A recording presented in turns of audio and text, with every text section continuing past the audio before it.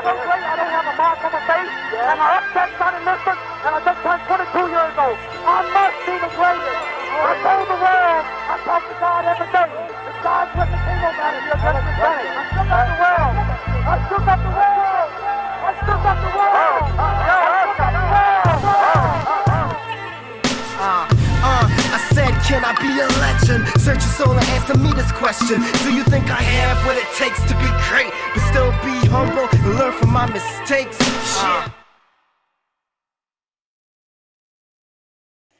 Welcome, everyone. So sorry for Monday's mishap, but no, a bigger, better show. We have a jam-packed schedule and a jam-packed set of guests. So before I go any further, let me welcome the new one, Dwayne Marcus from G.O.A.T Talk Podcast. Thank you, Dwayne, for coming on. No, thank you for having me. It's always a pleasure to talk sports with you and with others. So thank you for having me. It's going to be fun. Sorry, Payton and Brian, but if you're watching this show, you're accustomed to the guys. But let me not skip over my guys again. Brian Bolstered from Bolstered Up Sports and Payton Doyle from the Payton Doyle Show. What's going on, guys? Appreciate you having us. Yeah, Justin. thanks for having me on, man. So let's jump right into it because we missed Monday.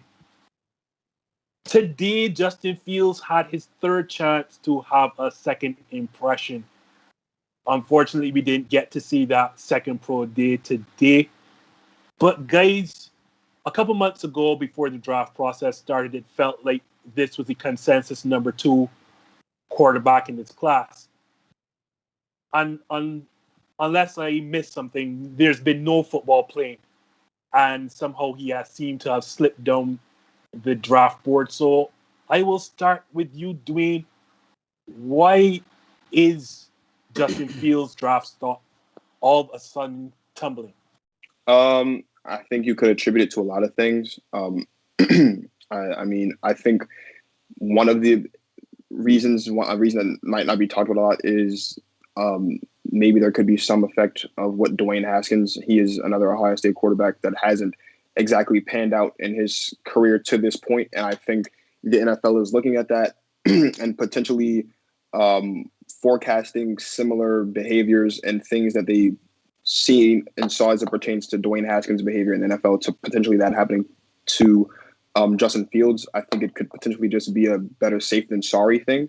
I don't think that's fair to Justin Fields, obviously, because these are two separate men. These are two completely different ball players. And they each bring different things to the table. But I think that what we've seen with Dwayne Haskins recently with just his inability to really perform at the next level, I think has a lot more to do with it than what some people might realize. Payton, you share that view? Yeah, I agree. I think, obviously people are like looking at the history of Ohio State quarterbacks. They realize that not a lot of them pan out in the NFL, but I also think they're looking at the 3 best defenses he played in college. That was Indiana, Northwestern, and Alabama. And in those games, he had a combined 52% completion percentage and 5 of his 6 interceptions on the entire season in those 3 games. And I think they look at that and they look at the film and they see that he likes to watch his receivers get open rather than throwing them open and anticipating where the ball is going to be or where the receiver is going to be in regards to the throw. So he doesn't throw with anticipation. Sometimes he does get stuck on the number 1 receiver and doesn't go through his progressions. And I think they're seeing that as a problem. But I do think Justin Fields is definitely worthy of a top 10 pick. I think he's big, strong, athletic, has a huge arm, great arm talent. We saw that in his first pro day, and we're seeing that in the highlights of his second pro day as well. So I believe that he's really just falling because people are getting more film. Brian, you also believe this as well? Yeah, I mean, I'm sure there's the Ohio State. So I think that's pretty foolish. Like Dwayne said, they're 2 completely different individuals. I don't think Justin Fields is anything like Dwayne Haskins in respect to anything on the field, off the field. Like they're just, from what I've seen, completely different. In terms of sliding down to at least the 3rd quarterback is what it seems now, if not lower. I think a lot of times that happens because, kind of like Payton said, you've been in the limelight for longer. And every year there's kind of that quarterback who comes out of nowhere, whether it's for good or for bad. This year, that seems to be Zach Wilson, right? We've seen that in the past with RG3, Carson Wentz kind of came out of nowhere. So there's always that guy that's a little bit flashier. At least he's new to us. It's kind of the new flavor of the month, and we seem to tie ourselves to that. I think that's what it is in large part. Justin Fields isn't a perfect prospect, but to me, he should be the number 2 quarterback. But So that's the thing. I had my concerns over his play, and there are some concerns over recent Ohio State quarterbacks that go past Dwayne Haskins, because we can remember Braxton Miller was asked to change positions altogether, and there was Cardell Jones, who just quite frankly didn't pan out in the NFL whatsoever. And I'm almost certain I'm missing another recent vintage quarterback from Ohio State as well in that Ryan Day / I want to say Urban Meyer era. But in the pre-draft process, I too had him as my second best quarterback till I got to see some tape on Zach Wilson. I felt immediately in love with this kid. So I had bumped him down to number 3 maybe. But the concerns that started when San Francisco is rumored to be looking at Mac Jones. And I'm like, what? You trade up all that draft capital to move up to number 3 for what can only regard as a stiff in the pocket, great passer, great arm talent, and extremely intelligent and also extremely accurate. But we know in today's NFL, it is not just a luxury to have these athletic gifts. It's almost like a necessity almost with the type of defensive players that are entering the NFL. So I have to ask, guys, because, it is a fact. Trevor Lawrence is rumored to be going 1, Zach Wilson 2, and then Mac Jones 3 on most people's draft boards. And these are, whether we like it or not, 3 white quarterbacks. Is Justin Fields' slide, could it be attributed to race? I'll start with you, Payton. Personally, I think Justin Fields' slide is due to all the reasons that we just mentioned. It's not because of race. I feel like if you look at it, the top 4 highest paid quarterbacks in the league are black today. They're getting equal opportunity as much as every other quarterback. If you're good, and you're going to start. You're going to get the job over the next guy. I think the first 3 picks is Trevor Lawrence because obviously, and I believe all of you guys at the table can agree with me at this, he's the best quarterback in this draft. Next is Zach Wilson. And then the 49ers are just stupid enough to draft Mac Jones at 3. So that's on them for being idiots. I don't think that it has anything to do with Mac Jones being white. I think it just has to do with them, overthinking it and wanting to trade up for a guy that, listen, I think he's the 5th best quarterback in this draft class. I don't think he's all that, but I think that Justin Fields sliding has to do with his sports scoop actually have him at 6. They think that Kellen Mond is actually better, but let you go ahead. Oh yeah, I saw that. I don't know I don't know about all that. But anyways, I don't think it has to do with race. I think there is definitely a stereotype on black quarterbacks' leadership that we'll get into that I don't agree with, but I don't think that Justin Fields sliding in the draft has to do with anything with race. No. What about you, Dwayne? Do you share that view? Yeah, I do. I think if this was maybe a few years ago, then I think you could make the strong assertion that maybe it does have to do with race. But when you've got a litany of guys like a Russell Wilson, like a Patrick Mahomes, a Lamar Jackson, Dak Prescott, who, by the way, Dak Prescott's the only quarterback from his draft class that is still on the same team that drafted him. Like, I think it's hard to say definitively that Justin Fields being a black quarterback is the reason why he is sliding. I also think it's kind of hard to completely dismiss that as a reason for however much weight you want to give it. I think would depend on who you're talking to, whether that's, whatever team or whatever personal views you have on black quarterbacks in the league. But no, me personally, I don't think that Justin Fields' slide has anything to do with his race. It has everything to do with the things we've mentioned, Zach Wilson's rise, this bad trend of Ohio State quarterbacks, and really just the 49ers are stupid. That's really all it is. Brian, the 49ers are stupid because it seems that they take care. And could race really be a situation as why Justin Fields is tumbling down the board? I mean, I don't think you could rule it out just 100% for every single owner of every team. I think I do feel pretty safe in ruling it out from a big picture perspective, from the whole National League, like Payton pointed out, and we've seen other quarterbacks drafted first overall. I don't think it's at least to the point that it was in the NFL's past. Always individuals have their own hearts, and something could be at play there. I think it's mainly just the meteoric rise of Zach Wilson and Mac Jones, for that matter. I mean, whether you attribute a lot of that to the talent around him, his stats this season were just absolutely eye-popping. And then, I mean, as far as the 49ers, I would disagree with Mac Jones at number 3, but it's pretty apparent that Kyle Shanahan likes a particular kind of quarterback, right? Like, we've seen him work and enjoy working most with Kirk Cousins and Matt Ryan, who have strengths, don't get me wrong, but they have very similar strengths and very similar limitations. And I think he's trying to find the next thing in this draft, which I would question that. Like, why would, just like you said, why would you trade up, give up 3 first-round picks, and then at number 3 kind of play it safe? But that seems like the direction that he wants. I agree with y'all. And early in this, I never even thought about attributing race to the reason why Justin Fields was sliding down. I too, as I told y'all before, I had him as my second best quarterback in this draft until I fell in love with Zach Wilson. Like Payton, I just thought the 49ers are just stupid and going back to Shanahan, loving Matt Ryan, loving Kirk Cousins. But then something did strike me odd. And it came, I want to say last week, ESPN analyst Dan Orlovsky, a guy who I typically respect. But he made some comments, whoa. And they were, at the time, for those who do not know, it wasn't on ESPN. It was on, oh my God, why are words failing me right now? Pat McAfee. Pat McAfee, yes. yeah. It was on Pat McAfee's show where he said, Pat asked him a direct question, like, why do you think Justin Fields is sliding? And he said, to his credit, I don't know. But 2 teams told me they question his work ethic and they have heard last guy in, first guy out. And when I heard those comments, that struck me a bit off. Because typically you don't hear this about other quarterbacks.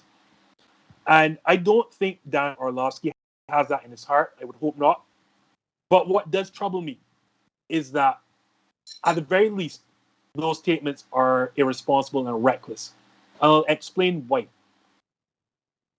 He then, when the backlash came, he then turned around and apologized for the comments, even though they were not directly his. And he said he did further digging and found out from one of Ohio State's offensive assistants and his personal trainer, I want to say John Beck is his name, that this is absolutely not the case, that Justin Fields is an extremely hard worker. And all my time in sports journalism has always taught me that you have to provide balance in everything you do. So if you ask in 2 teams this, then you should go to players or people who surround Justin Fields to also get their side and to provide balance. So I found that very irresponsible on his part to have released that, because you don't know the type of damage that you could be doing putting out that information. And on top of that, we know this is silly season. Teams are likely to like Justin Fields and put that information out there so that he slides and falls to them, because you just can't trust teams at this time of year. So guys, I'll start with you, Brian. What do you make of Orlovsky's comments on Pat McAfee's show? I feel a little bit differently about him just because it's entertainment to me. So I don't expect them to be responsible. I don't expect them to really always search out what's really the truth. But hey, that's kind of like a juicy bit to get. Let me not check too hard. This is going to sell. And I mean, to be kind of fair to the guy, he was answering the question, why is he sliding? And he said, this is what I've been told.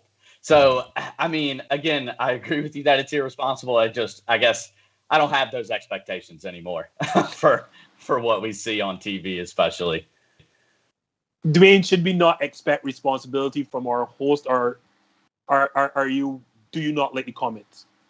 Well, I don't think we should expect anything responsible from the Pat McAfee show. No, I think the thing that's interesting to me about the comments, and it's something that Payton touched on a bit earlier, is when you think about like the typical thing is first guy in, last guy out, and if you want to flip it and you're saying that Justin Fields, you're hearing that he's last guy in, first guy out. That plays a bit of on this leadership thing, and black quarterbacks in the NFL have not been really given the credit for the leadership that they have. And I think that whether you want to call whether it's a joke, whether it's entertainment, reckless or responsible, whatever label you want to put on the comments, I think that when you're approaching the draft and you're hearing words like that, whether you're in an NFL office and you think that what Dan Orlovsky is saying is true or not, you are going to put that out there, as you mentioned, to get other teams that might have some interest to back off so that you can get who you think is going to be your guy. One of the things you talk about as a quarterback is leadership. I mean,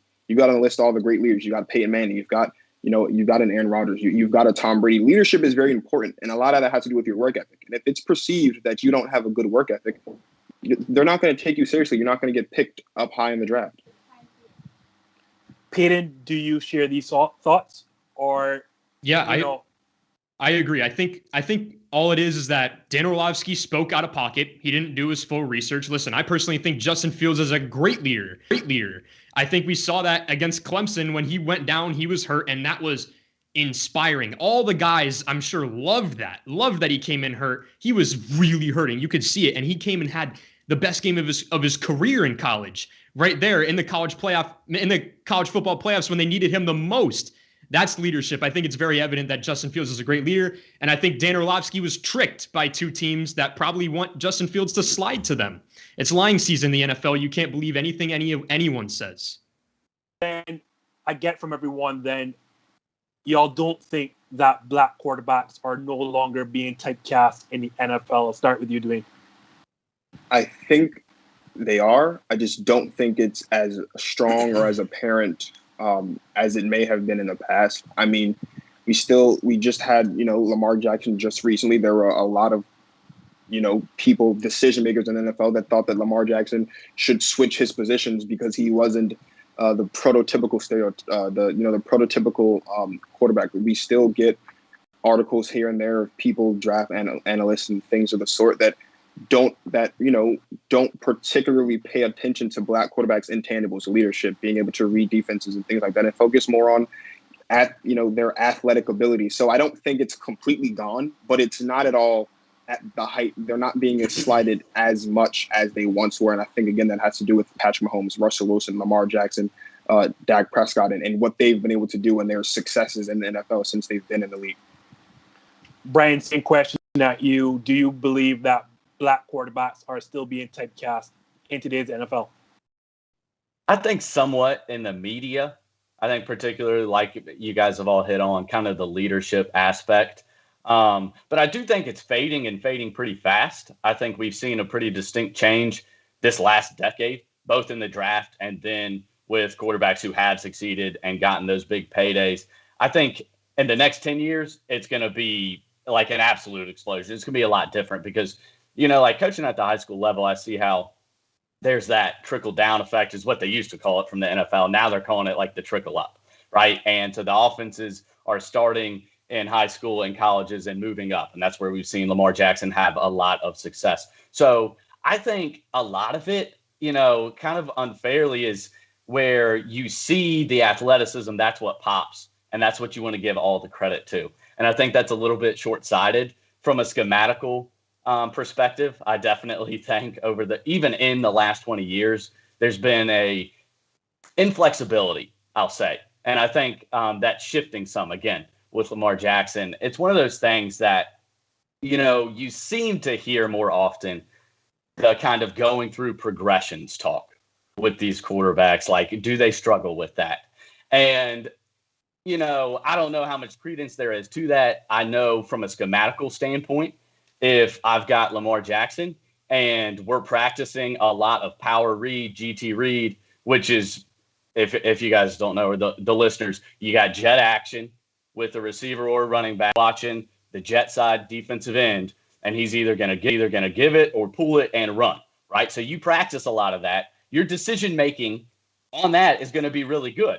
So you're showing good decision-making skills. You just may be potentially practicing that more than a traditional, I guess, full passing progression.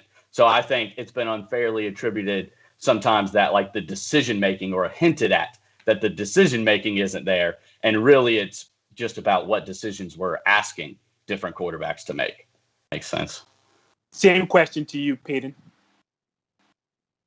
Yeah, I think like I agree with all that. I think everyone is on the same page here. I think really all the only problem is in the media and in the NFL, sometimes there's these good old boys, and you know what I'm talking about. They're old-fashioned. They're stuck in their ways. They see the world this way, and anyone that is a little bit different than them throws them off. And I think you see that with guys like Cam Newton. Cam Newton has been labeled as a bad leader throughout his career. All he's done is help the community, and he loves football, and he puts his heart on the field. You see that with more than just quarterbacks. Odell.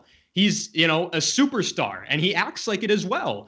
And he's labeled as a locker room problem. I don't agree with that. I think he's actually a great teammate and a great leader in the locker room. And I think that's kind of just the good old boys kind of saying, hey, we just don't see the world that way. I think all they need to do is just accept people that might be different than them. And I think we're seeing that change a lot. I think the world is getting a lot better. Payton made an interesting point, and I agree. So let me say that I agree with you all, because if any sport, NFL is a true meritocracy. These coaches, these GMs just want to win and win immediately. And so they are going to lean towards those players who are going to help them win, whether black, white, minorities. It doesn't matter to them. But it does have some sort of questions as it comes to the decision-making, especially when you get to the draft. And I'll bring up a couple points. Now, obviously, things have changed from since, Warren Moon days where no one wanted to draft Warren Moon. Like, what is that? And we've seen black quarterbacks even be taken number one. We can go from Michael Vick to Jamarcus Russell. I hope I'm getting the order correctly. Jameis Winston, Kyler Murray, and Cam Newton in between there. So we've had 5 black quarterbacks go number one of recent vintage. So you'd think, okay, it is not in the draft process. But then of recent, you saw the 2017 draft. A guy wins Heisman Trophy and falls all the way to the last pick in the first round. And obviously, I mean Lamar Jackson. Then you have a situation where everyone knows, even if you think that Patrick Mahomes is kind of an outlier, in the 2018 draft, the 2017, you knew that Deshaun Watson is going to be good, and you pass him up to take, Mitch Trubisky.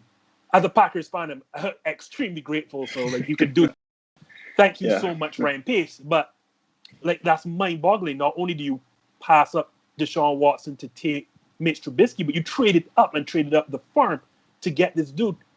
And then most recently, we saw Carson Wentz and Jared Goff get their paydays early, and Dak Prescott.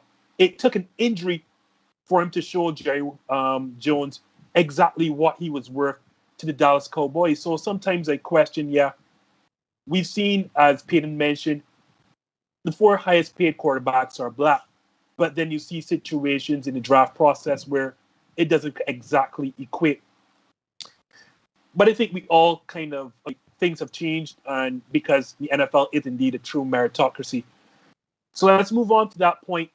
And I'm going to start with Brian because I know this is one of Brian's favorite players. Last week, we saw the Jets basically signal their intention to take Zach Wilson, number 2, by trading Brian's favorite quarterback, Sam Darnold, to the Panthers. No, the Panthers are still sitting there at 8. Let us, for argument's sake, say that Justin Fields' slide is so terrible that he's sitting there at 8, or Trey Lance is there at 8. Starting with you, Brian, should the Panthers still look at one of those 2 quarterbacks at number 8? If they're sold, if they really think, okay, Justin Fields, Trey Lance, they are, the second best quarterback in the draft, then yes, I think you have to. It's worth kind of taking the loss on the Sam Darnold trade. Wait, hold on. What? A Sam Darnold fanboy is looking at me and telling me that they should still draft a quarterback. That's what I'm hearing. Hold on. I'm saying that's a big if there. That's a big if. Now, I would like to think and give them credit that they've thought through this situation before they made the trade. So I would imagine that if that situation does arise, they'll be trading back, because it was already reported. I guess it hadn't been made official, but just a couple days after the trade, somebody with a blue check, who knows if that means anything, said that the Panthers were picking up the 5th-year option, which means they're locked in for 2 years, really. And that 5th year isn't exactly cheap. So I definitely think Sam Darnold is going to be successful as a Carolina Panther. I mean, you guys have heard me probably talk enough, if you see me at all, like the New York Jets franchise did him worse than I think any quarterback's been done for a minimum of 20 years. I think you got to go back at least to the Lions and some of their – it's all been a bad era for the Lions, but some of their lowest points, like I think there's an argument there. But Sam Darnold, I hope he gets a chance. I just hope he gets a chance in Carolina. Payton, draft Justin Fields / Trey Lance, or are you comfortable with Sam Darnold as your starting quarterback for the 2021 season? I think the Panthers have a lot of options at number 8, and I think out of all of them, drafting a quarterback would probably be the worst option out of all of them. Because listen, if Justin Fields or Trey Lance are on the board, there are going to be people begging to move up to number 8 to draft one of those guys, because there's a ton of quarterback-hungry teams out there, and they're going to want to trade up with you, which means you could get valuable picks later in the draft that might turn out to be decent starters in the future. Or you could draft guys like Patrick Surtain, the cornerback out of Alabama. There's plenty of offensive line talent in this draft. You know, Rashawn Slater might still be on the board. Guys like that. There's tons of options. Oh, and by the way, you could also get a lethal weapon. Devontae Smith will probably still be on the board at 8, or Jalen Waddle. One of those guys are going to be there. That would help Sam Darnold out a lot. There's a lot of options that you can pick. You could get a game changer on defense. You could get someone to help the offensive line, which helps Sam Darnold. Or you could get a great wide receiver, which helps Sam Darnold. All of that, I don't think you go and draft a quarterback to just have 2 of them. Dwayne, please tell me at least somebody's going to say draft a quarterback. What's your view here? No, I don't see how you draft a quarterback here. I mean, if you and the reason why is this: I think Sam Darnold has been, unfortunately, to no fault of his own, a part of one of, if not the worst franchise in the NFL right now. I mean, their decision-making from top to bottom has been abysmal, to say the least. I mean, you look at Sam Darnold's career, despite that, he's completed about 60% of his passes. He got just around 8,000 yards. He's thrown 45 touchdowns, 39 interceptions. He's got a 78.6 passer rating. He's not a bad quarterback. We've seen with Ryan Tannehill that when you get up under the I don't even know what the word is here to describe Adam Gase, but when you get up under someone as terrible at their job as Adam Gase and you move on to something better, someone who's competent, who knows what they're doing. I mean, you look at Ryan Tannehill, in just 2 years in Tennessee, he has more passing yards, more touchdowns, and less interceptions than he did when he was under Adam Gase in Miami. There's hope for Sam Darnold in Carolina. There's hope in Sam Darnold for Carolina. So if Trey Lance or Justin Fields are on the board at 7, no way should the Panthers even think about picking up the phone and saying that they're going to pick one of them. You're either drafting back to get valuable picks, or you're going to pick one of the litany of other talents that are going to be on the board at that time to further help Sam Darnold and further boost the Panthers' chances of success in the season. But no, you're not drafting a quarterback now that you've just traded Sam Darnold, because he's not a bad quarterback. I have nothing in my notes here. I have nothing in my notes here on this topic, simply because I was hoping somebody would do my job for me. But I'm going to have to do this. I'm just joking. I agree. But here's the thing. I guess it depends on how you rate either Trey Lance or Justin Fields, and if they're going to be there. And I do believe that one, if not both, are going to be there at that position. Do you believe that Justin Fields / Trey Lance, are these guys better than Sam Darnold? I personally don't know. I do know that Sam Darnold has an interception problem. That I do know. He has a turnover problem, whether it be under Adam Gase or not, because I did some digging myself. And in, I want to say 67 or 68 games between college and the pros, their old Sam has 61 interceptions. So is Adam Gase a bad head coach and a bad offensive coordinator? Yes. Ryan Tannehill is clearly proof of that. And I mean, granted, Peyton Manning did help him look good in Denver. But I don't think we can attribute all of Sam's problems on the New York franchise. And granted, New York franchise is absolutely atrocious. Let's hope that Robert Saleh and Mike LaFleur can turn that around. But yeah, and I'll go right back to Brian here again. Can we overlook the turnovers that Sam had in at least USC in his final season? Yeah, definitely. I mean, again, I'm a big USC fan, so I watched every single game, and he absolutely elevated that program. They were not that good. They should not have been winning that many games. He had to do everything for them, which resulted in a couple interceptions, but he played absolutely fantastic football in college, interceptions or not. Honestly, I'd kind of relate it a little bit to Deshaun Watson. Like, he had some interceptions. It's because he's taken a lot of chances. He's making a lot of big plays for his team. I mean, I think Sam Darnold is going to be a good quarterback. The only worry is how much of that Adam Gase, I don't know, terribleness has just kind of rubbed off on him. Has he created bad habits that are going to be really hard to correct? That's really the only question. But he's really talented. And to answer your question, as far as Justin Fields or Trey Lance, are they better? I have no clue. History would tell us, although everybody, when it comes time to draft, loves all the quarterbacks, history would tell us that really out of these top five, maybe three are going to work. Maybe. And so realistic, they're probably not, but I don't know. The only question I have here is, and I'm not anywhere close to Carolina, are there ghosts in Carolina? But they had to drop that badge. Come on now. Yeah. He had mono. Come on, it was mono. After that, after the ghost encounter, Sam Darnold balled out that year. It was only like 9 games, but I don't know. You and I have a 3-time MVP, so I have a little different definition of balling out. So I don't know. I don't know, guys. So we spent all this time talking about quarterbacks because, like, what else does every other show do, right? Like, we talk quarterbacks. So, and I mean, this draft has been, like, it's offensive loaded. Like, I'm not sure there's a single one defensive player that is getting all the hype as these 5 quarterbacks, the 3 wide receivers, and Kyle Pitts. So, Dwayne, I'm going to put you on the spot. Who is the first defensive player going to be drafted? And furthermore, I didn't put this in the notes for the guys. Where is he going to go? Patrick Surtain to the Dallas Cowboys, I think. Yeah, that sounds about right. I think it just makes sense. I mean, the possibility that the Dallas Cowboys try to pursue Kyle Pitts, which I don't know why you would do that.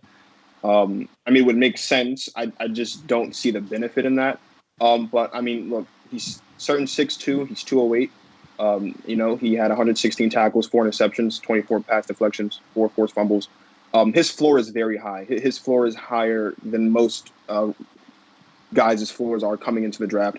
All of his flaws are very coachable, and I think his one major flaw from what I've seen is he tends to play with his back turned to the wide receiver sometimes. That's a very coachable flaw. Just turn around, and that flaw is fixed. So, I mean, and then, of course, his father was an elite cornerback in the 2000s. So, I mean, he checks all the boxes. He's got a good size.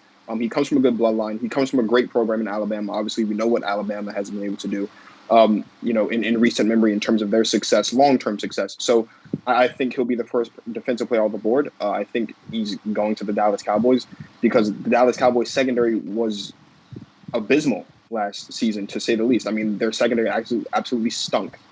They gave up, if I'm not mistaken, in the game against the Cardinals, they gave up close to like 400, 500 yards passing, and then they played the Browns, and they gave up almost 600 yards rushing. So, like, this defense on the Dallas Cowboys can use all the help it can get. Patrick Surtain would be the first step in improving that defense. The offense is fine for the most part. I would say there's not much issue with the offense other than the offensive line. So I think if the Dallas Cowboys are on the clock and Patrick Surtain's available, they're going to draft him. Same thing, Payton, Patrick Surtain? No, I'm actually going to go with Micah Parsons going number 7 overall to the Detroit Lions. No no team in the NFL needs a defensive game changer more than the Detroit Lions. We're talking about a team that gave up the most total yards, the fourth most passing yards, the most passing touchdowns, the third most rushing yards, and the most rushing touchdowns in the NFL last year. That is just straight up awful. You need a game changer? Well, go get a guy who's 6'3", 245 and runs a 4.39 40-yard dash. Go get a guy who can rush the passer. He's really great at pursuit in the run game. He can force turnovers. He is a game changer, in my opinion, and I think the Lions need that on the defensive side of the ball more than anyone in the entire NFL. So I say they go Micah Parsons at number 7. I didn't see that coming at all, Brian. I'm not sure. Do you agree, Micah Parsons at number 7 to Detroit, or is there another defensive player that you have in mind?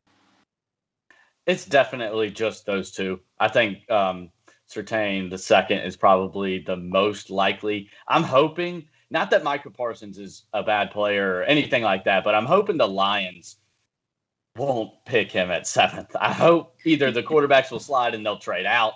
I guess I don't really care if the Lions are good, but just for their sake and their fans' sake, I hope they're in total disarray. They just they have Jared Goff as their quarterback, 0 receivers. Their offensive line is kind of respectable, but my gosh, and a linebacker, he could be really good. That's just not going to help you, in my opinion. But I agree with Payton. I think that's definitely an option. And I think 7th overall is where you could start seeing a defensive player go. I just, before Justin jumps in, I just want to say I'm a Packers fan, and for my mental health and for my own personal sake, I hope Micah Parsons is not drafted by the Detroit Lions at number 7, because I don't want to see the Detroit Lions get better. I don't need to see the Detroit Lions get better. I personally think them trading for Jared Goff made them worse. So if they could continue to be bad, I would greatly appreciate that. I don't want to see Micah Parsons in a Detroit Lions uniform next season. I don't. What he said. So I am going to go with Patrick Surtain at number 10 to the Cowboys because, as he said, it just makes the most sense. Brand is hinting at number 7 seems so high for a linebacker in what we deem in a pass-happy NFL. Though, to Payton's point, this is not your standard inside linebacker that can only cover the run. He can do so many things. But, Dwayne said, I don't want to see the Detroit Lions get better. And we'll continue to hope that Detroit franchise does not know what they're doing. They've shown that for at least all of my entire life. I've not ever remembered a good Detroit franchise. So let's continue the trend. So let me make a quick wardrobe change for the best part of this show. Yeah. Oh, more power to you, man.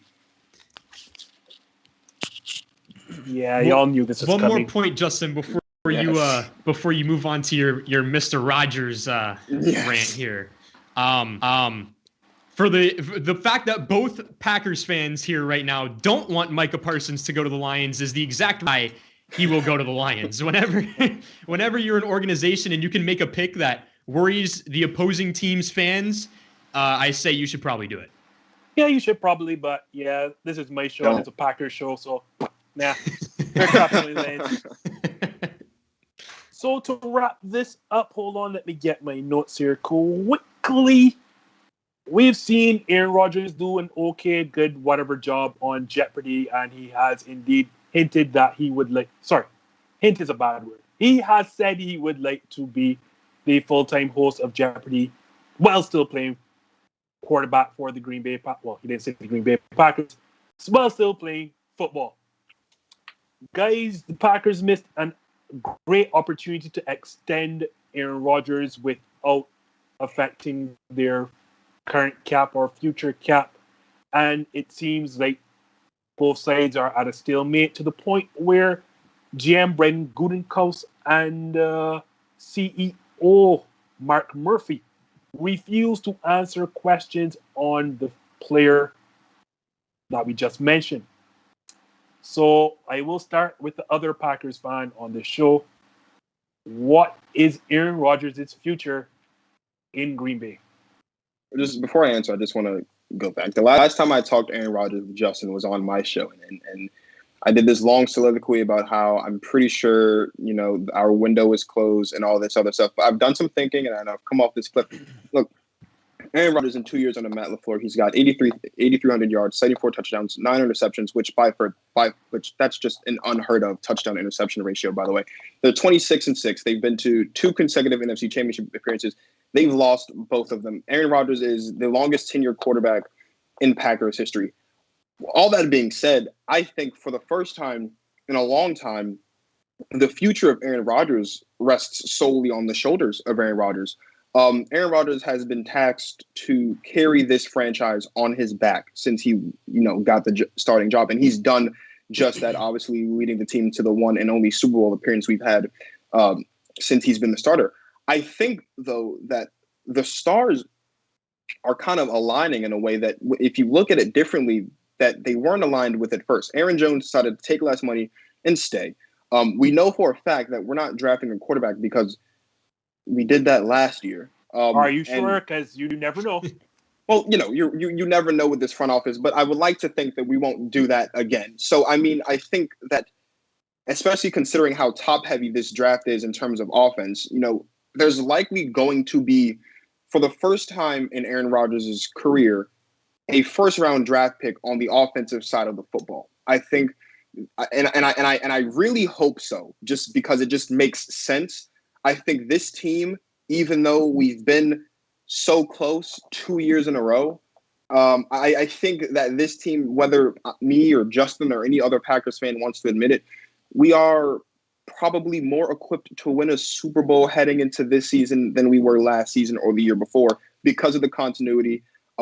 We obviously had the big question of who the number 2 receiver was going to be last season. We still don't know who that is, but Allen Lazard has gotten better. Marquez Valdez-Scantling has gotten better. We still have Aaron Rodgers, Aaron Jones, who is one of the better receiving backs in the league right now. So I would like to think that Aaron Rodgers' future has nothing really to do with the front office or anyone else on the roster other than Aaron Rodgers. I think if Aaron Rodgers just decides he doesn't want to be in Green Bay anymore, then Aaron Rodgers will leave.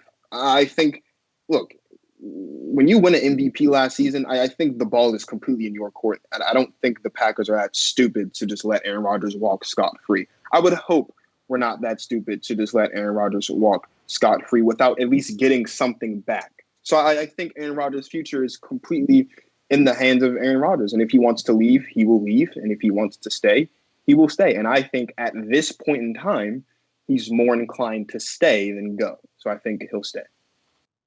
I'll let one of the non-Packer fans jump in here right now. So go ahead, Payton. I think this is honestly, who knows, really. Aaron Rodgers is just a weird guy. We don't really know what he wants to do, but I think he will end up leaving Green Bay at some point in his career before it's all said and done. I think that he said it. Actually, no, I don't think that. I know that he said it. He said that after they drafted Jordan Love, he wanted to finish his career as a Packer, but he said, I don't believe that's possible now. And honestly, good for him. I think he should leave Green Bay. I think for the most of your career, for most of Aaron Rodgers' career, your favorite and beloved Green Bay Packers have wronged him. You gave him a mediocre coach in Mike McCarthy. You never really were able to give him any offensive weapons to go do anything with. He got 1 Super Bowl. That's great, but he should have had more. Let's be honest. You had probably, now this is going to be bold, but probably the most talented quarterback in the history of the NFL who throws just as many touchdowns as anyone and less interceptions than anyone ever in the league. And you were only able to win 1 Super Bowl with him during his prime. I think that's extremely disappointing. I think you should have at least had 2 or 3. And I think that Aaron Rodgers knows that. And I think that he's frustrated and he's going to say, hey, it's been real, but I got to go somewhere else where they're going to give me what I want. Much like Tom Brady. Tom Brady was, people thought he was a fool to leave New England. They were like, well, you had a dynasty for 20 years, all this and all that. They were just in the playoffs. They just won the division. But then he goes to Tampa because they have the offensive weapons that he wanted, and they won a Super Bowl. And I think Aaron Rodgers sees that, and he says, hey, I could do that too. So I'm going to leave Green Bay, and I'm going to go somewhere where I have all these weapons, a great defense, a coach that I get along with, and a GM and a front office that lets me do and lets me do what I want and lets me run the offense the way that I want to run it. And he's going to go and try to win a ring with them. Well, I while I while, no, while no, I hold on. appreciate the I saw Brian. Let Brian jump in here because I know Brian wanted to address him on the fact of not having weapons. So I'll let you get back into it, but I'll let Brian go first here. Yeah, I feel like that's the biggest misconception going. That like the Packers, of course they haven't been perfect, but that they haven't supported Aaron Rodgers and put talent around him. He's had really good offensive talent. I don't even think that's disputable around him his entire career. There was like 1 year with Jeff Janis as like the number 2 that wasn't great, but the offensive lines have been awesome. Like he's had weapons. Alan Lazard is a decent number 2, but beside him, they have Devontae Adams, who I think is the best receiver in the league. The defenses have been a little bit up and down, not elite. When he did have an elite defense, they won a Super Bowl. It's definitely a situation where you wish you could have done more. Aaron Rodgers is definitely one of the most talented quarterbacks of all time. But, we talked about leadership quite a bit at the top of this show, and that has been something that's been questioned about Aaron Rodgers. I don't know the man. All I know is he's going to be 38. He's playing great football. I can see where the Packers don't want to make him a top 5 paid quarterback going into 42, 43 years old. And he splits time with Jeopardy.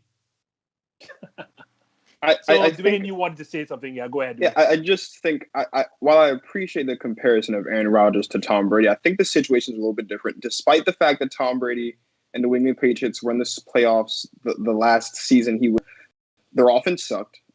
They had no weapons, and they were really carried by the defense, I would say, for the last 2 to 3 years that Tom Brady was in the New England Patriots uniform. I would actually, if we're going to reference Tom Brady, I would think that it is well within Aaron Rodgers' right as the Packers quarterback at this point. And the reason why the Packers are relevant and the reason why anyone really talks about the Packers is I think it's well within his right to do what Tom Brady did. Get Jordan Love out of Green Bay, much like Tom Brady did with Jimmy Garoppolo. I think that's well within his right. Aaron Rodgers doesn't strike me as a guy to do that. But like I said, if Aaron Rodgers wants to stay, like if he truly decides he wants to retire as a Packer, I think he's going to exhaust all options to make that happen. I wouldn't be surprised if Aaron Rodgers has something to do with Jordan Love leaving. Now, I will say this too. It's very rare in the NFL do we see a first-round quarterback get drafted and not start at some point within the first 2 or so years that they are in the league. So that is also another reality that me and Justin and all the other cheeseheads have to deal with, is the fact that at some point in time, Jordan Love will have to start a football game. But if Aaron Rodgers doesn't want Jordan Love to start a football game, and as long as it's in his control, as long as he's not like injured or anything like that, and let's knock on all the wood we can, I think it's well within Aaron Rodgers' right to ship Jordan Love out of there because he can do that, and he's earned the right to do so. Yeah, so guys, I get that. Go ahead. I'm sorry, but real quick, I just want to say, the Packers, and I understand what you're saying. I understand what you're saying, Brian, with the whole that the weapons are better than we give them credit for. I understand that. Okay, I do get that. But what have the Packers done to get themselves over the top? Nothing. They have stayed the same almost every single year of my life, almost. They have been the same thing. Really good, could maybe be a contender, but just can't get there. And I don't think that's Aaron Rodgers' fault at all. And I think if you're Aaron Rodgers, you're probably frustrated by that. You want something to help you get over the top, especially in the NFC, to make it to the Super Bowl and give you a chance at another ring. And I think that's why he's going to leave Green Bay. Would he stay in the NFC if he leaves Green Bay? Oh, that's a good question. That is a good question. Who knows? The teams would be. But, kind of getting back to your point, I think if he was Tom Brady, then he would force out Jordan Love. Now, it's more difficult with the first-round quarterback, right? Jimmy G, I believe, was second-round quarterback. So but if he really wanted to stay, then that's what would happen. Because he's playing so well that they would just have to listen. They would have to be like, all right, sorry, Jordan Love, we'll bite the bullet and trade him. But I don't think that's going to happen. Unfortunately for you guys, I think this is his last year as a Green Bay Packer. So I'm going to sit up for this one, and I'll disagree with Dwayne for a bit here. It's not in Aaron's hands, and I'll explain why. First, let me get to Payton. I do agree with Brian, though. We've had some offensive weapons. A lot of people forget we've had a litany of wide receivers, maybe not drafted in the first round, but we've had Jordy Nelson, who I thought would have been his best receiver all time till Davante Adams showed over the last 5 years. Well, that's not the case. I am really good. And we had a really, really good tight end, but unfortunately had to retire early due to neck injuries, and that would be Jermichael Finley. You've seen Donald Driver towards his end. He had Greg Jennings along with him, Randall Cobb at some point. Aaron Rodgers has had weapons, just not where everyone else would like him to get them, like in the first round. And no, we had Eddie Lacy, who was a 2-time Pro Bowler, and that guy's been replaced now by Aaron Jones, who in my mind is a top 10 running back. And Dwayne talked about it. I think he is the third best receiving back, in my estimation, coming out of the backfield. Depends on where you put Alvin Kamara and Christian McCaffrey. So the big question, what happens to Aaron Rodgers? No. This is indeed his last season. And everything points towards it. First, from the financial point of view, there is no more guaranteed money left on his contract after this season. So it makes him absolutely easy to cut. Like, I think the reports are saying it is almost $23 million in cap space that the Green Bay Packers will indeed save if he is no longer on the roster at the start of the 2022 season. That's one. Two, if you were going to keep him, you would have extended him.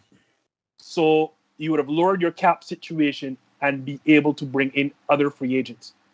According to ESPN, Green Bay Packers reporter Rob Demovsky, he said in speaking to agents that the reason the Green Bay Packers have not been able to acquire players is because whatever reason, and it sounds like the Packers are trying to pin this on Aaron for not restructuring his contract. For whatever reason, Aaron Rodgers' contract is it seems to be the hold up. Whether they decide to restructure it or not, they can easily save cap space this season if they restructure it. The Green Bay Packers are at the cap. They have no space to sign any free agents. So to the Jordan Love situation, the fact that you have not tried to trade or ask about around the league, inquiring about Jordan Love, tells me not only are you comfortable with the mistake you made in the draft, that you're going to persist with the mistake of drafting Jordan Love. And when you look past both Aaron Rodgers and Jordan Love, the Packers this season, to make room in the cap this year, have backloaded everyone's contract. To the point, guys, Zadarius Smith and Preston Smith are going to be almost like you cannot keep them on the roster next season. I mean, in the 2022 season, under the contracts that they are going to have. Like, it is almost unbearable for those two. So this tells me, wait for this, guys. We all watched The Last Dance last season. This is the Packers' last dance. And not only will Aaron Rodgers be gone, hear this, Aaron Rodgers is gone, Zadarius Smith is gone, Preston Smith is gone, and Davante Adams will also be gone. Because Davante Adams is also entering the final year of his contract. And if you wanted to do something, you would do it right now and get yourself further under the cap. The mere fact to have done nothing with Aaron Rodgers' contract, with Davante Adams' contract, and you have put a situation where Preston Smith and Zadarius Smith's contracts are unbearable for the 2022 season. This is the last iteration of the Green Bay Packers as we know it. And I'll let y'all jump in for any comments. I agree. About the Jordan Love, I mean, is it, and again, I agree with you. I think if they wanted to move Jordan Love, they would have at least attempted to, but can you move a quarterback that hasn't played in the NFL? And what I mean is, yeah, he was a first rounder, but like, as we've all discussed several times, and as anyone that, follows the NFL will know, he wasn't supposed to be a first round quarterback. Our front office was just dumb enough to draft him in the first round. much like Mac Jones isn't supposed to be drafted third this season, but the 49ers are going to be dumb enough to do that. Like, what I mean is, as much as I would love to admit that this is the end of Aaron Rodgers in Green Bay, which I'm having a hard time doing, even though I know eventually I will have to. I don't think the Jordan Love factor is carries as much weight to Aaron Rodgers being in Green Bay as the cap situation or the Aaron Jones factor or the Devontae Adams factor or whatever other factors you want to throw in there as it pertains to, Aaron Rodgers' contentment or morale or pleasure with what is going on in Green Bay. I just think that the only reason why Jordan Love hasn't been moved is because I think every other franchise, every other team in the league, and that would include the teams of the NFC East and the New York Jets and all the other teams that stink, they're smart enough to know that Jordan Love doesn't have anything, doesn't bring anything to the table as it pertains to value to a team. I don't think anybody would pick up the phone about Jordan Love. So I think that's probably why Jordan Love hasn't been sent on his way. But it could also be because he was drafted in the first round and the Packers want to keep him. I just don't want to accept that reality yet, because then that means that I'd have to accept the reality that Aaron Rodgers isn't going to be in Green Bay anymore. And I'm not ready for life without Aaron Rodgers as a Green Bay Packers fan. I'm just going to be honest. I'm not looking forward to turn the TV on Sundays and not see Aaron Rodgers walk onto the field in green and gold. So that's where I'm at with it right now. Dwayne, I agree with you that it is more the cap situation rather than Jordan Love. I think if the cap situation wasn't as big of a deal, they would start to stretch this thing out, and it wouldn't be so much of that where it does feel like this is the last dance. Because I don't know. I feel like I just keep hearing how the Packers don't have any talent. They got a lot of talent, and unfortunately, it's all due kind of at the same time. Because even though Aaron Rodgers has more years on his deal, really, like, he's due right now. Devontae Adams is due right now. What's the cornerback's name? Arguably the best one in the league. Jair Alexander. He's due. Yeah. Like, they got to pay all three of those guys, and I don't even think it's possible. Look, all I want to say is I know you guys would be upset if Aaron Rodgers left, but don't come crying to me. I can't even remember how many quarterbacks I have seen start for my team in my lifetime. So I don't want to hear the crying of, oh, we don't have Rodgers anymore. I've seen like 20 different starting quarterbacks in my lifetime, man. So it stinks, but that's all I got to say. Don't come crying to me. So I know Dwayne is a bit younger, but for me, I have my entire life has been Brett Favre into Aaron Rodgers, at least all my football watching life. So yeah, time for me to. My life has been Aaron Rodgers. That's all I got. We've had like some Deshaun Kaiser in there when he's been injured, and I think there was like a playoff game or something when like Matt Flynn came out and played a couple snaps. So but it's been Aaron Rodgers all my life. I'm not. Even Matt. I know a thing or two about Deshaun Kaiser. I know a thing or two about him. Yes, you would. My life has been Brett Favre right into Aaron Rodgers. So I think it was Payton that asked the question, where would he go? Would he stay in the NFC? Now, let me say this. I obviously do not know the man. My wedding is coming up this year, so I'm hoping that I can get him to attend. Fingers crossed. But here's the thing. I know enough of him to know he a huge chip on his shoulder, and he is, I won't use the word spiteful, but he is a guy that does not let things go. So I'll give you the top 3 destinations in my estimation. I do not know Aaron Rodgers. I do not pretend to know him. I'm not Pat McAfee. He does not come on my show. Eventually, hopefully he will. But so you asked, and here it is. I can see him playing for the Bears. He's accustomed playing in cold weather. He would love nothing more than to stick it to the Packers 2 games a year. But that would require the Bears to fire both Ryan Pace and I want to say Matt Nagy. I cannot see Aaron Rodgers going under those 2 incompetent people at all. So it would require, and I mean, I can see the Bears quickly saying, oh, we're getting Aaron Rodgers. Once we fire these 2, bye-bye. Out through the door you go. But the 2 more likely destinations, guys. I will stay in division and say the Minnesota Vikings, and not because he wants to replicate what Brett Favre did. But if you ever hear him talk and you hear Minnesota head coach Mike Zimmer talk, it is like they are absolutely in love with each other. They have the ultimate respect for each other. And who wouldn't want to play in a dome? Who wouldn't want to play with Justin Jefferson? Who wouldn't want to play with a run-first offense led by that dude behind him? Like, Minnesota seems to me the perfect fit, playing in a dome, playing under a head coach he absolutely respects, who's on the defensive side of the football. So that means Aaron Rodgers has all the complete command of the offense that he desires. But I think the number one destination, guys, would be none other than the San Francisco 49ers. He is from California. He grew up being a 49ers fan.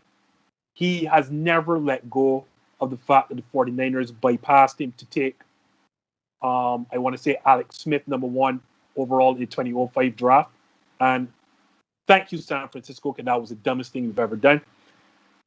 And you've heard me talk about this on countless shows. The same offense that Matt LaFleur runs, that he has thrived and got his third MVP, is the exact same offense that Kyle Shanahan runs in the San Francisco 49ers offense. He will be getting George Kittle, to me, the best tight end, at least the best all-around tight end in all of football. You're going to get Brandon Ayuk. You're going to a run-first offense. He just is leaving and just had an MVP season under Matt LaFleur. I think if he does end up leaving in 2022, look no further than the San Francisco 49ers. They're going to have Mac Jones. No. Don't you know that? Come on, man. They're going to have Big Mac. Jones. Come on. Like, I mean, you can take Matt Jones over Jimmy Garoppolo, but taking Matt Jones over Aaron Rodgers, I think that's a bit of a stretch. Yeah. I like the suggestion of the Bears. Definitely. You won't say it. I will. Aaron Rodgers is spiteful. I don't think that's the worst thing for an athlete to be. It 100% paid off this year. That 100% was a lot of it, plus with the continuity, like Dwayne had mentioned before. But he plays with a chip on his shoulder. He needs that extra little push, and the Bears would be a perfect spot for that, other than I do think that Nagy and Ryan Pace are going to be fired, and not that that's a bad thing for the Bears organization, but just I doubt a little bit, is he going to want to go into a situation with a brand new head coach? Not that the head coach hasn't ever coached before, but I would assume new to the Bears. But I do like the idea of a defensive head coach. I see him wanting to join up with a defensive head coach and run the offense. So I'm kind of seeing the Pittsburgh Steelers and the Miami Dolphins. People, don't forget, I don't care what Brian Flores said. He does not like Tua Tagovailoa, and I don't mean as a person, but as his quarterback. Like, they will bail on him the second they feel like we can definitely get an elite quarterback. And I just wouldn't be shocked if they see 2 years of Tua, they don't like it, and Aaron Rodgers is on the market. That seems really nice to me. I mean, hey, Aaron Rodgers, go from Green Bay to Miami. That kind of sounds nice, too. It kind of seems like a nice place to retire. Florida. It does. Payton, possible destinations for Aaron Rodgers? First of all, I want to start off. Brian, do not start this Aaron Rodgers to Pittsburgh thing for me, man. I don't want to see. I'll take him in South Florida because I live in South Florida. I'll go watch him play every Sunday. I don't care. But do not bring this idea of him going to Pittsburgh, because that would just ruin my entire life. I don't even know what I would do to myself if I saw Aaron Rodgers in black and yellow Pittsburgh Steelers colors. That would be terrible. But I'd say one destination, I agree with all those, except for San Francisco. I think it would be nice, but I think they ruined it because now they're just going from quarterback to quarterback, and they're going to spend a top 3 pick on one this year. But Indianapolis, what happens if Carson Wentz doesn't work out this year? Would we be willing to get a guy like Aaron Rodgers? Now, I'm not sure how it would work out with the contract situation. I'm not sure how much Carson Wentz has left on his contract, because that's a unbelievably big contract that I'm sure is hard to get rid of. But let's say, just for a hypothetical, you have a really good roster in Indianapolis, a really good offensive line, a really good running game. some decent wide receivers and a really good defense, I think Aaron Rodgers sees that as an opportunity to go to a place where he can win. That helps. And I don't. I know Yeah. you don't want to mention it, but you have to face the possibility. Possible destinations for Aaron Rodgers. I mean, I think all the teams that have been listed are great options. I think if Aaron Rodgers leaves the Packers, I think he's going to leave the conference altogether. I think he's going to go to the AFC. I think there's a couple of possibilities. I've recently thought about this notion that he could potentially end up with the Broncos, although going to the Broncos would be, of the possible teams, wouldn't be the best because they don't really have a lot going for him. I think he'd go to the Raiders. I think that's possible. The Raiders have something going out there in Oakland. They've got they're not at all, a great team, but they're still moving in the right direction. I mean, Aaron Rodgers is obviously an upgrade from a Derek Carr for sure. And I think he would fit very well in that offense. So I could see him going to Oakland. But ultimately, I agree with Brian. I think Aaron Rodgers would go to Miami. I think Aaron Rodgers would thrive in Miami. I think he'd love to go to Miami. It'd be a nice change from 30-degree wind chills and snow that he deals with in Lambeau to sunny days and warm rays down there in South Florida. So yeah, I think if push comes to shove, if Aaron Rodgers does leave, I think he's going to leave the conference. I think he's going to go to the AFC. I think he's going to go to Miami also, just because one of the quarterbacks that we kind of talk about with Aaron Rodgers in terms of historically, in terms of how we rank him, is Dan Marino. I think Aaron Rodgers would love to go play in Miami, maybe, try to one-up Dan Marino and make a better career, maybe surpass Dan Marino. I mean, you won't admit it. Brian's admitted it. I'll admit it. I think Aaron Rodgers is a pretty spiteful guy. I think he would go down to South Beach and try to do better than what Dan Marino did when he was down there. So, yeah, I'm all in for Aaron. If Aaron Rodgers leaves, I want him to go to Miami. I'm trying to get this guy on at my wedding, so the word spiteful will never come out of my mouth. So, guys, if my original host, Marshall, were here, she'd be upset with me because I have taken the show past its limit. So I want to thank each and every one of you. So, Dwayne, go first. What do you have up next, and how do my followers find you and follow you? Oh, yeah. Well, you can find the Go Talk Podcast on YouTube at Go Talk Podcast. You can follow me on Instagram at GTP Marcus. In terms of what's coming up next, I've got a show with Justin that we're doing. We're going to highlight. Yeah, that's why I did that. We're going to highlight all of the quarterbacks in this draft. We'll talk about San Francisco and how dumb they are. We'll talk about Justin Fields, Trevor Lawrence, and all the other guys out of the draft. We've got a couple. I've been doing a series. We've got a couple more episodes of that coming up. We've just been breaking down all the teams heading into the draft. And we've got basketball coming up because the season's coming to a close, and we're going to start looking at the postseason. So we've got a lot of cool stuff. Yeah, you can come on YouTube at Go Talk Podcast or follow me on Instagram at GTP Marcus to find all our content. Same thing with you, Payton. I know you've been here before, but what do you got coming, and how do they find you?